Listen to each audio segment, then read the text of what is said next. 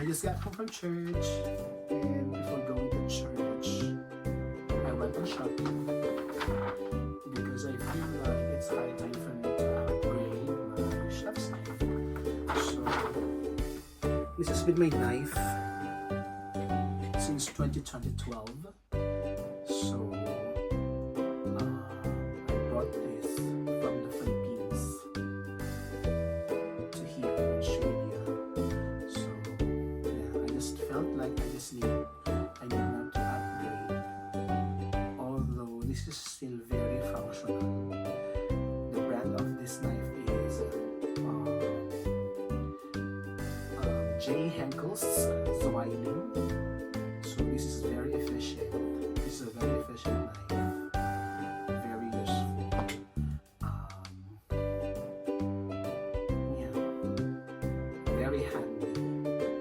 So I'm keeping this off because we got a new chef's knife from the chef's shop. I got this with my church. Chef's shop. So I got two items. I got this leather casing, leather roll. Does it go? Knife roll pocket. So it's a black one. Yeah, ang ganda. Yeah, so it has 1, 2, 3, 4, 5, 6, 7 compartments.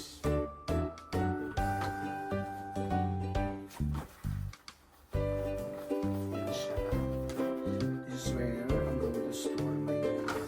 And this one is my new bought chef's knife. I think this is 27 inches. So I'm not familiar with this brand. I've been looking for J.A. Henkel's brand as well, but I cannot find it here in Australia. So this is what I bought. So this is Woodstuff Classic, made in Solingen. So yun yung mga logo. So buksan na natin. So actually, tatlo yung pinagpilian ko kanina. It's Victorinox yung isa. Ayoko lang kasi yung hand